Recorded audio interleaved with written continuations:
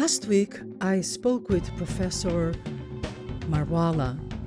He is Under-Secretary General in the United Nations University Rector since March 2023. He was previously Vice Chancellor and Principal of the University of Johannesburg in South Africa. We discussed what is in store for the year, how the UN University, a global policy think tank that has its headquarters in Japan, will be contributing to the Summit of the Future and to the Global Digital Compact. Thank you for watching and listening to the UN Brief, and don't forget to subscribe.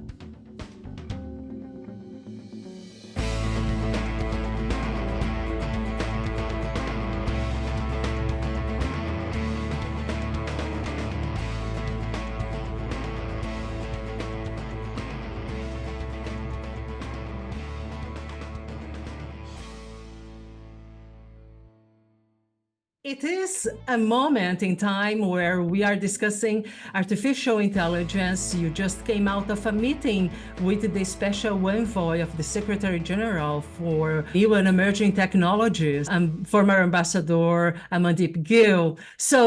And the Summit of the Future is ahead of us, right? It's just coming around the corner. It's going to be September, just after the General Assembly. So there is a lot of conversation now, and there will be some preparatory meetings that will start this coming Monday in New York City, where country members will come to discuss what is in the agenda. Can you tell us a little bit of what you have ahead of you for the country? Well, we know there are quite a number of initiatives that are going on. There is the high-level advisory board on AI that is supposed to come up with a governance model of this technology. There is a global digital compact that is going to look into issues of inclusion, global common goods to ensure that absolutely no one is going to be digitally left behind. And all these two processes are going to feed into the Summit of the Future so that we can create a future that is inclusive, that ensures that these technologies are used for the good. And so we maximize the use of these technologies for the good and minimize the use of these technologies for the bad. And of course, there are quite a number of issues that are emerging out of these conversations. We know the interim report of the high-level advisory board on AI and some of the principles that it is actually uncovering. And I think this is an important process. Absolutely. And just a week ago, I spoke with the permanent representative of Zambia, and he was saying that they will have several meetings also because he's one of the co-coordinators together with the permanent representative of Sweden to prepare the agenda and develop the document that will be part of the final document that will compose the idea of creating this structure where every country member can understand how they can harmonize and make sure that new and emerging technologies are being used for the greater good. So he told me that they are meeting and discussing this with the country members. Of course, many stakeholders come to the table, but that is very important that the country members get ahead of it too and understand what these technologies can bring in terms of greater possibilities in education, but also the double-edged sword that they can be. Can you tell us a little bit about the Global Digital Compact too? Because I imagine you'd be also talking with them next week. No, absolutely. I think one of the big issues that I am worried about and I'm concerned about are issues of data. Basically, AI, algorithms are freely available. You can download them on the internet. You can be able to go to TensorFlow and get these algorithms. So where lies the problem? I think the big issue that we need to deal with is issue of access to data And the second big issue that we need to deal with is the use of these technologies, how these technologies are used. Now, if we deal with issues of data, we are witnessing the fragmentation of the world, where on one hand, you have countries that are data rich, and on another hand, you have countries that are data poor, with very, very serious consequences for the well-being of people in those countries. Now, what needs to be done?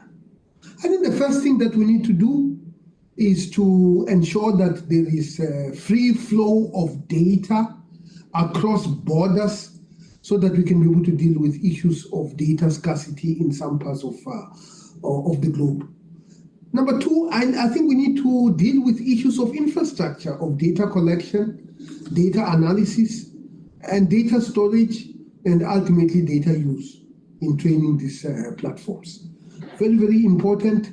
And of course, there are issues of IP that we need to untangle for us to be able to do that. There are issues of training of people, the right types of skills for people to be able to participate in this industry. I think there are issues of security, because if we are going to have data flowing from one part of the world to another, then we have to be sure that the people who are transferring such data have the necessary permissions. If it is data collected from human subjects, that the principle of informed consent actually is adhered to, that in these flows of data, issues of cybersecurity cannot be emphasized enough, and so on and so forth. And a number of other issues. Cybersecurity is a big issue because we do know of the asymmetry of capabilities, especially in the global south, to be able to protect their infrastructure from cyber attacks, and I think these are some of the elements that must go into this project. And of course, the use of digital platforms, and many times we tend to think of sophisticated applications.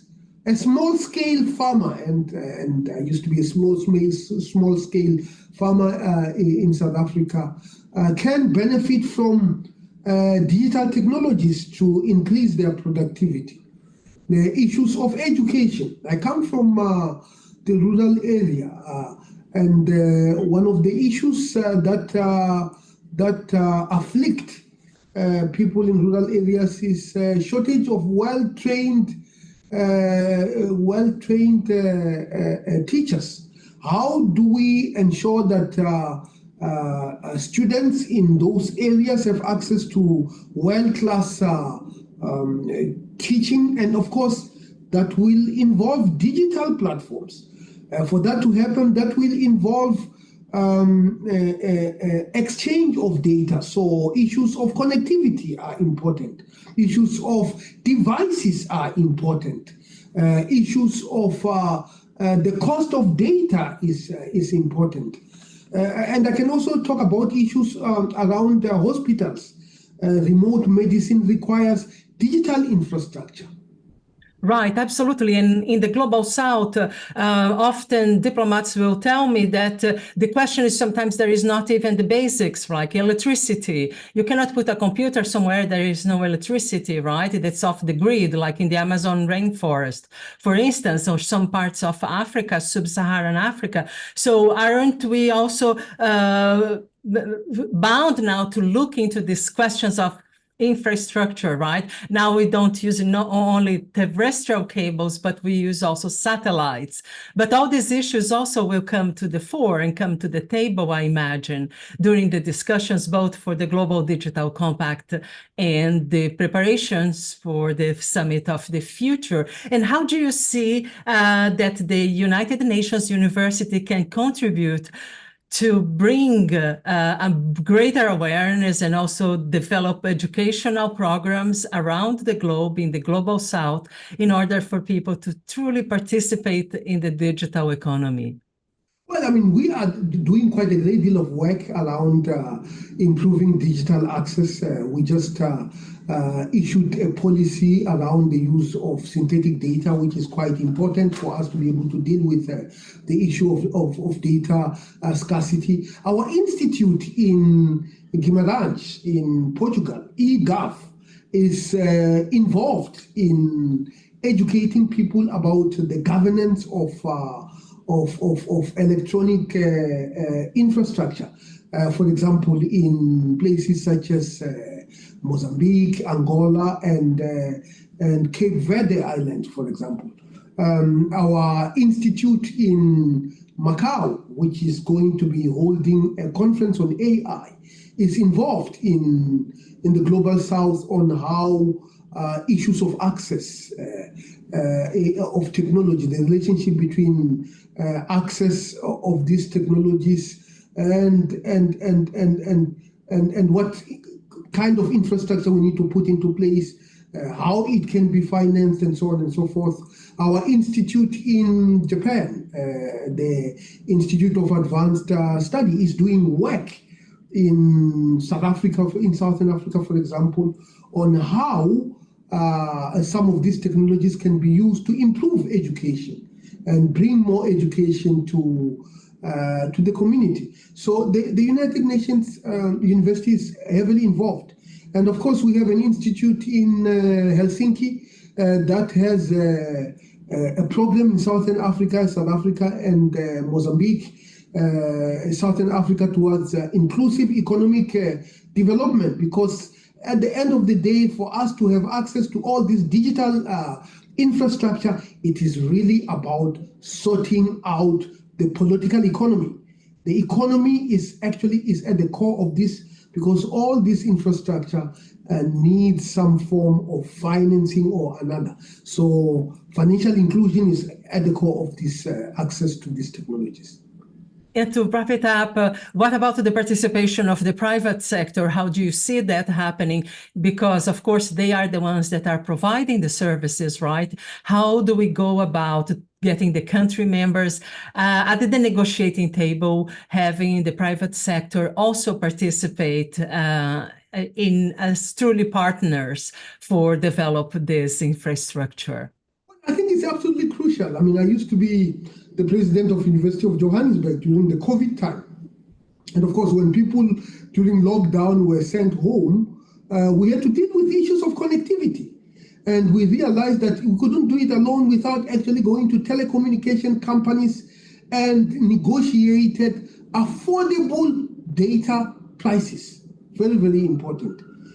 This issue of digital inclusion it requires not just passive participation of the private sector, active participation of the private sector. How do we zero rate some of the learning materials that are essential in our education system? This has been done in some countries. What lessons can we draw from that so that we can be able to transfer it? And I think the big term here is global common goods.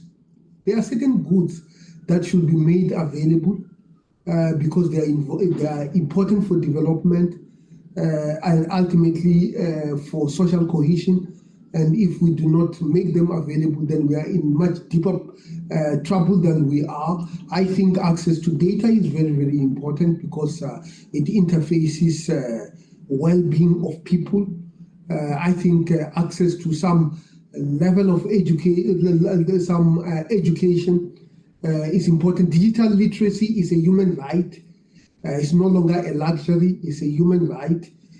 Even where I come from in South Africa, old age pension is being paid to my mother through digital platforms, and it goes without saying that basic level of digital literacy is absolutely important, and the private sector has to play its part. Looking forward to seeing some form of agreement around issues of data transfer, cross-border data transfer, because there are certain things that are just better done at the United Nations level.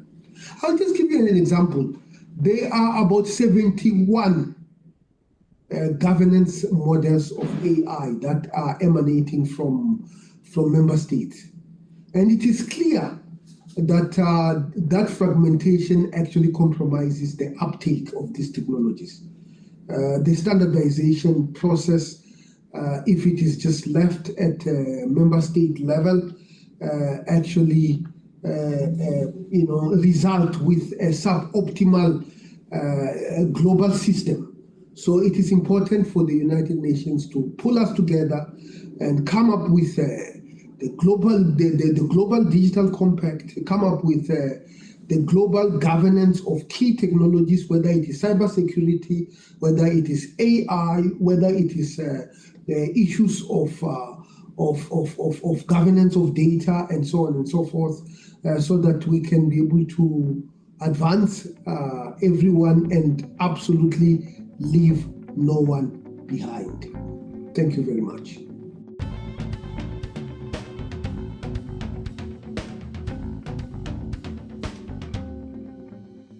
Thank you for watching and listening to the UN Brief, and don't forget to subscribe